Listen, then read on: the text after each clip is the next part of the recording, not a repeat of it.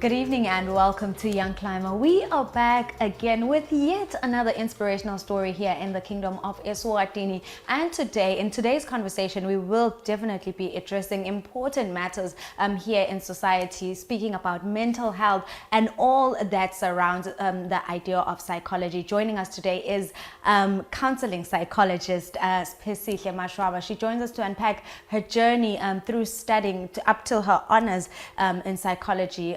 Today she just unpacks her story and how now she is a brand, she has a practice, and how she's helping people get through life through psychology. Siphesihle, welcome to Young Climber. Thank you very much. It's so good to be here. Can you firstly talk about your upbringing? Khula kwakho, what are some of the lessons that you feel like you learned that carried you through life in your upbringing?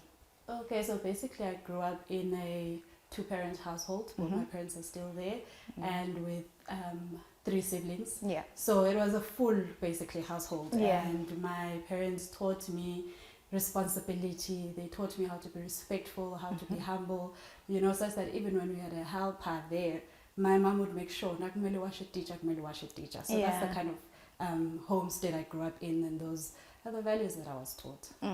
And let's just talk about your educational background. You know, I feel like you're one of the people who are privileged enough to go to some of the prominent schools here in the Kingdom of Eswatini. Speaking of, you know, St. Michael's, known for their academic excellence, and of course, Siphesihle High School.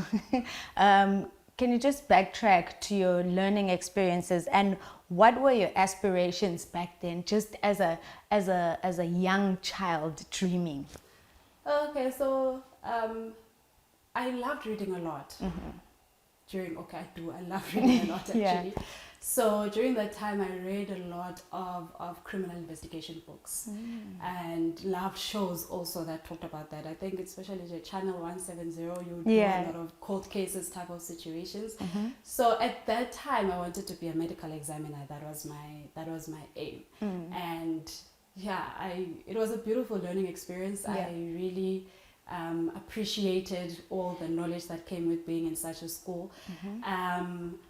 Talking about Siphesihle, the transition from a public school to a private school was not easy, but I appreciated one of the things that I appreciated about being a Siphesihle was when in grade 12 we had to do like a research project, which is a huge factor in psychology. Psychology is all about research, so that was a beautiful learning experience. And apart from that, you know, I remember that vividly because that's when you would run around the most, I believe. But what are some of the experiences that helped you in your 2 years at Siphesihle to prepare you for this person that you have become? I believe we had work shadow. So did those experiences contribute to you making this career choice? They technically did. So, for example, in my work shadow, I worked at a clinic, clinic that's close by at home, and I would understand the environment of counseling, the environment of helping someone understand the certain situation that they are in. So it definitely did. It also helped me to be the kind of person that I am. I was deputy head girl, which then also drove or promoted that resilience, that motivation, that determination as well. So that's how it played a role in my life. And then you were fortunate enough to transition from, you know, hot Big Bend, you know, very calm area into I'd say Joburg, because, you know, Pretoria is like part of Gauteng. Can we just, before we talk about the academic experience, let's talk about the cultural shock. How was it for you transitioning from Big Bend all the way to Pretoria? It was a huge cultural shock. I think a time when I realized how far away I was from home was, so in the apartments that I lived in, there was a gay couple, and one day as I was walking on the corridor, they were kissing each other goodbye. I was distraught. I was shocked out of my mind. So that was one of the things that I had to adjust to, you know. But it was good. I think also I preferred Pretoria more than Joburg because it's a calmer. You know? So it was a good space to be in. I appreciated that. And then your decision of studying psychology and criminology, you did say it was brought by your previous experiences, but then for you, sometimes when you get to university, you know, you're brought with so many other options. Are there any other options that you saw or thought of, or you knew right then and then this is what you wanted to study? And how was the experience then for you bagging this degree? Okay, so I'll start from the time I wanted to be a medical examiner. Yeah. When I found out that I actually have to study medicine first before I could be that, I was like, just I'm done with school. I don't want to go 6 years only for me to specialize only after that. So from there I wanted to be a PI. From there I wanted to do nursing, right? But then my parents just blatantly told me, we're not going to pay for a school, for a course that you can do in Swaziland that you want to do in SA. Yeah. So then that's how then I fell into psychology. That was the next best thing for me. Okay. And looking at what I liked at that point in time. Yeah. So you asked the question that were there other aspects other options that I was looking at. Actually, the other option that I fell in love with was actually criminology, right? So criminology was not in the plans. So I got to varsity, registered, and in my registration there was psychology and criminology. Yeah. And I actually fell in love with criminology more than I did with psychology as I was studying. Yeah. But there was still that something about psychology though that amused me or that interested me. So at the end of the day, I still focused on what I was there to do. And with my experience, it wasn't the greatest. It honestly wasn't. As university is something else. Yeah. So there are ups, there are downs. And at some point I wanted to quit. At some point I wanted to just come back home. But my parents were very supportive during that time. And also, you know how you get into varsity, you want to do things in record time. Yeah. But unfortunately, I was supposed to take 3 years and I took 4. So that was the setback in a sense. But I still pursued. I still, continued to focus on what I came there for. And hey, I came back with my degree. Yeah, and that definitely didn't discourage you, because at that point, you could have said, this is where I'm ending it. You were like, no, I will dig deeper and find the strength to go on. Yeah. You just said, I'll go into my honors degree. Can we talk about that experience? You did say you felt deep in love with psychology. Firstly, just backtracking a little bit, because Tine, we're not exposed so much to criminology, I would say. Sijwayele psychology, because, psychology is psychology. But can you just give us a few details of what criminology is? Maybe someone might just find interest in what it is. Okay, so basically criminology is all about understanding the investigative place. I think I put it that way. I think that is why I also fell in love with it, because it is something that I loved growing up. Yeah. So you can go into different streams, like forensics criminology, where you go to crime scenes, look at crime scenes. You can go into criminology where, as a psychologist, your role is to understand criminals, understand the type of mindsets that they have, and be able to use that information to assist in cases. So that is what it mostly involves. You go to political side, where you also do investigations. So criminology, it's basically you find crime. It's really really broad, and I think we're not really exposed, like I said, to those sides of career options, because we just know mainstream TNA, because it's just the space that we are in, unfortunately. But then can we talk about your honors degree now? How was that for you? It was off campus, right? It was off campus. It was off campus for you. How was studying through that time, and making sure that you better yourself in terms of your field? So I think what worked for me, actually, the fact that it was off campus worked really well. I was studying online, so that means I was at home in a comfort space, with all the support that I needed. Also, my brother studied, or during that time, he was also studying psychology, doing his master's. So that was very helpful during that. Yeah, he was very helpful. That helped me quite a lot as well. When you now get into honors, you dive deeper. You go deeper into the course that you are doing. So that that was, I'm a curious somebody. So I want to understand, I want to, get an idea of what something is. So that is what honors helped me with. And also, when you do your undergrad in psychology, it is general. It is, in a sense, I'd say basic. Yeah. Right? So when you now do your honors, now you get to learn different theories on how to actually help somebody. Yeah. You get to understand what happens in a counseling room. So all of those things, now bring them together as well with what I studied in my undergrad. I enjoyed it. Yeah. I think, one thing that we usually go through, being exposed to different countries or having the privilege to leave Eswatini and go somewhere else, people often say, the minute someone packs, and I'm sure you had that mindset, when you got your acceptance letter, I'm sure you was like, oh, South Africa. But then you came back. What motivated that decision? Because you could have easily stayed, not easily, but you could have forced your way through and made sure that you cemented yourself in the area that you were in, and you could have been working there. But wabuya lana ekhaya Eswatini and made sure that you just gave back to our community. What motivated that decision?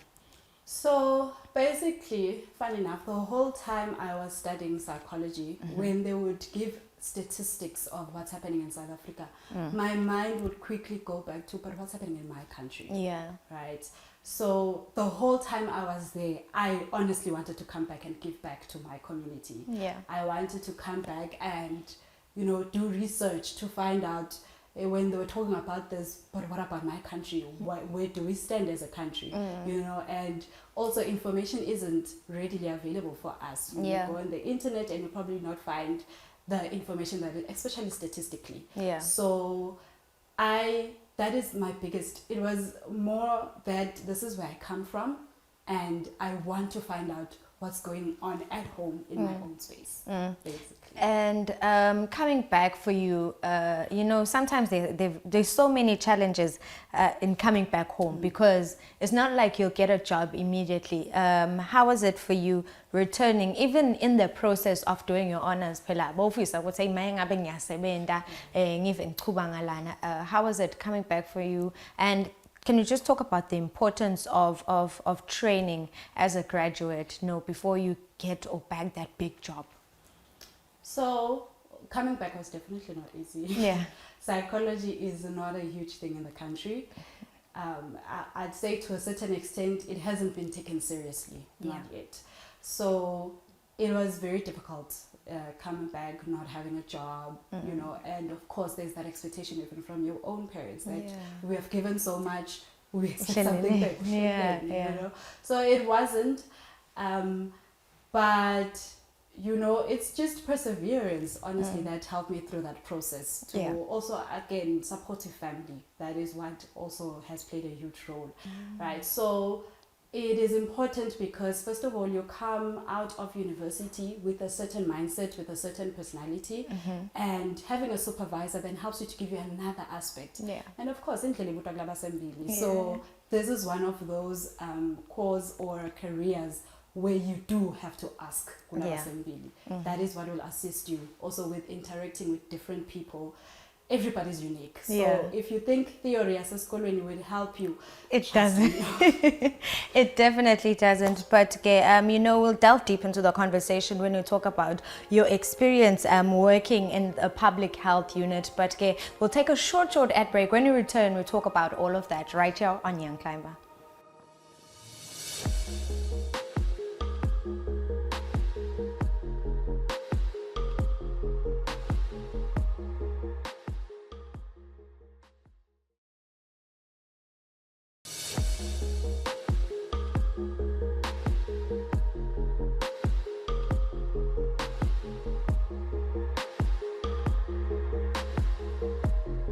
We have returned, and in today's conversation we're joined by Siphesihle Mashwama. She talks about her journey as a counseling psychologist and opening and practice here in Eswatini. But Sihle, before we start, we need to talk about where you started before you became a independent brand of your own.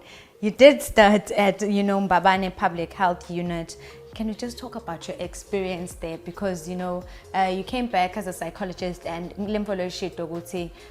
lana ekhaya we haven't appreciated umsebenzi we-psychologist as much. How was your experience during that time? So I worked with someone who is very passionate about psychology. So that helped a lot. Yeah. And a person who also is working towards making psychology known, if I would put it that way. So the psychologist or my supervisor was only focused, or his job is only focused on healthcare workers. Okay. Right. So that was interesting, because when you work with healthcare workers, you are probably dealing with the trauma that they have to go through. And when I worked there, it was during COVID and just a bit after COVID. So there was a lot of trauma from the experience that they went through during that time. So I worked quite a lot with such cases. So it was interesting. I really, yeah. And we need to have an honest conversation about, the experience that people come with as a psychologist, being exposed into that, being put into that space for you. How was it? Because sometimes ungathola ukuthi umuntu prescribe ukuthi akaye ku-psychologist. That's mean angeke ngiyobona lo mfana loyo.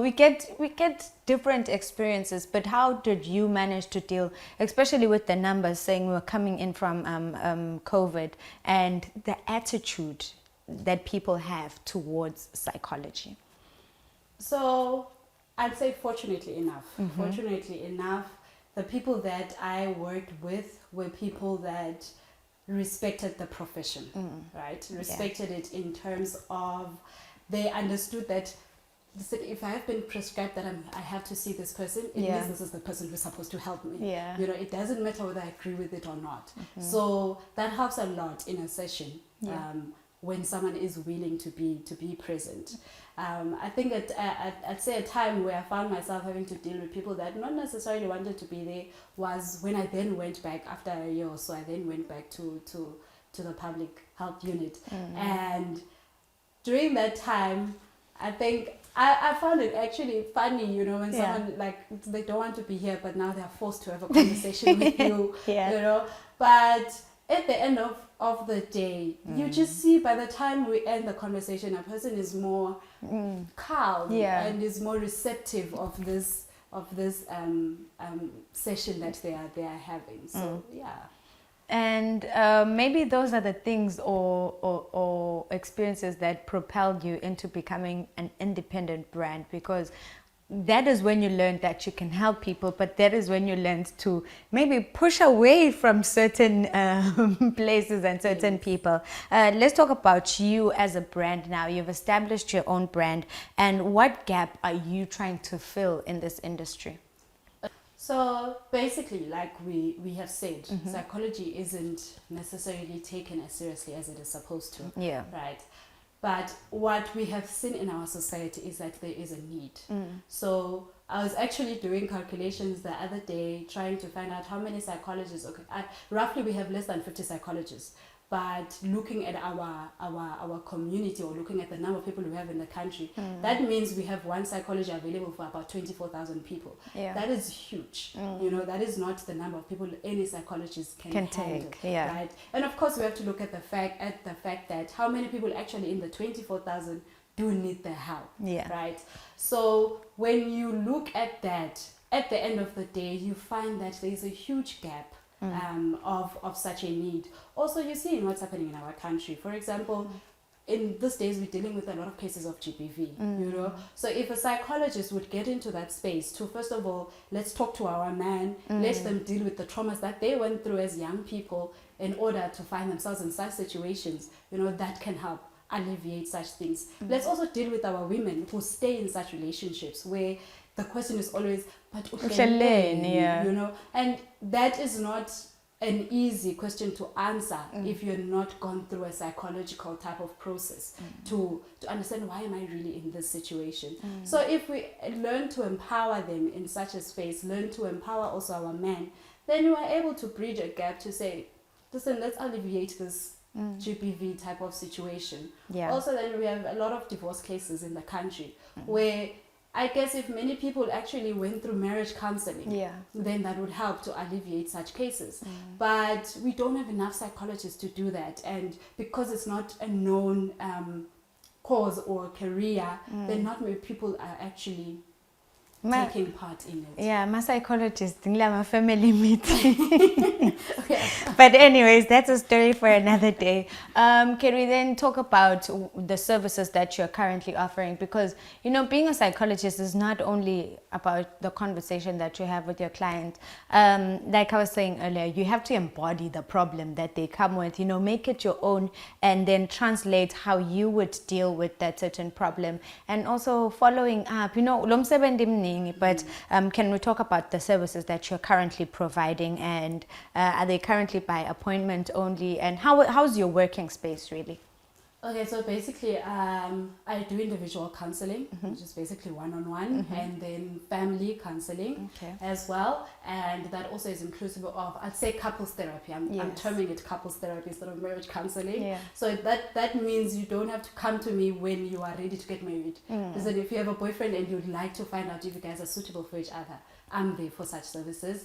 Also then I do group therapy, which works mostly for companies, you know, debriefing sessions, which also works mostly for, you know, for example, let's say an organization like Swaka, where then they work with specific kind of cases. So they need a debriefing session where let's refresh, you know. Also then I do health presentations, which is mostly what I did, I think, 2023.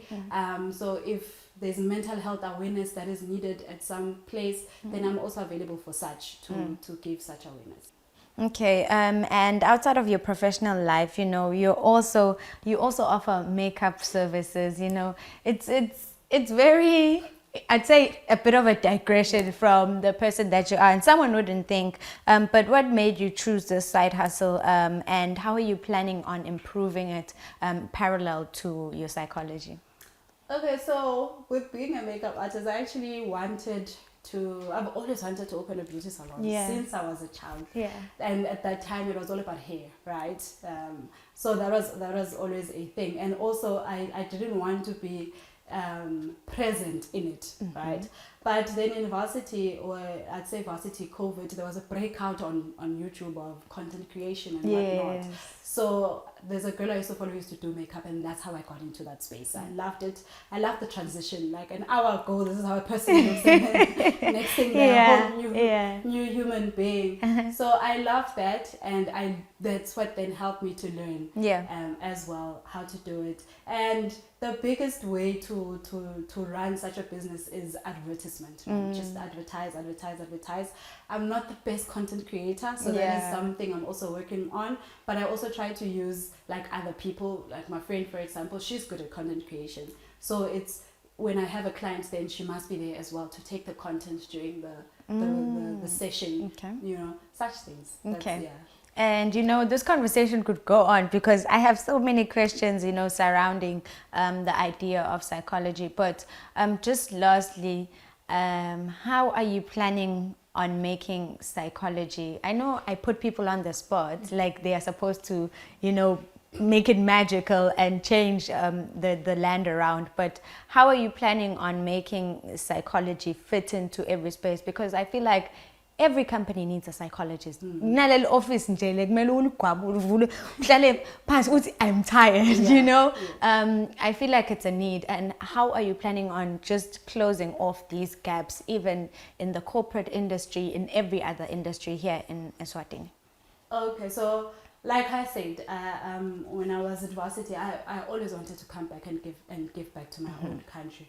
And of course, I cannot change the world. It's not possible. But for me, it is to make that impact. That's why I said I want to provide adequate help for a person, such that when they hear about me, when my name is said, a person knows, listen, that is a very good psychologist to go and have a session with. Yeah. So basically, I want to make my name known like that, such that when other spaces need a psychologist and my name, they're able to listen to what I have to say, because listen, we know this girl is good with her work. Yeah. So I think for me, so far, it's every session that I have is to give it my all and allow that to speak for itself to other people. Yeah, indeed. We hope that everything will work together for good. But lastly, what advice would you give to a young person who is looking to embark on a journey of maybe criminology or psychology? As we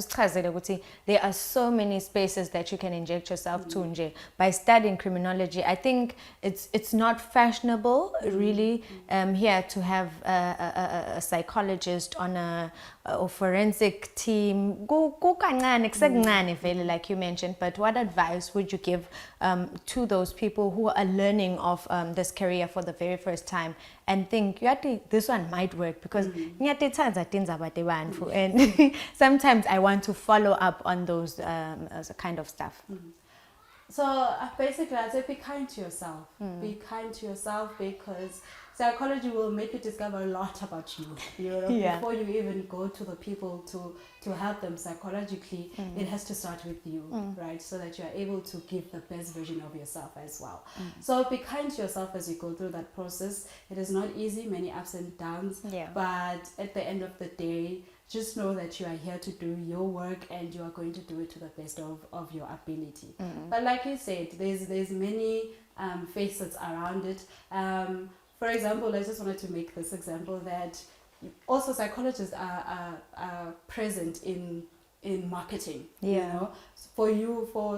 know this is what a certain person likes, so for us to advertise properly, this is what we should use. So that's also that also involves psychologists, right? So there are many. Listen, open your mind.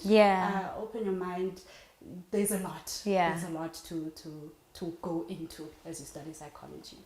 Thank you so much for that one. I hope that discovery will happen and the corporates will be accepting, of the role that psychologists play in making or shaping our economy. But, we could go on and on, Sihle. I'd just like to thank you so much for your time and honoring our invitation. I do hope that this will be inspirational to any young person or any other psychologist in the country or the world watching this to, broaden their mindset when it comes to psychology. Thank you once again for joining us. Thank you for having me. And that is how we wrap up today's show. If you were inspired by that, please do, send us a message. It's Eswatini TV on YouTube. We are there every Tuesday at 6:30. You do not have to have Eswatini TV to catch these episodes of Young Climber. We are there every Tuesday at 6:30. You can watch the repeat of the show, and on channel 286 on DSTV, you will find us there. But for today, it is good night and God bless.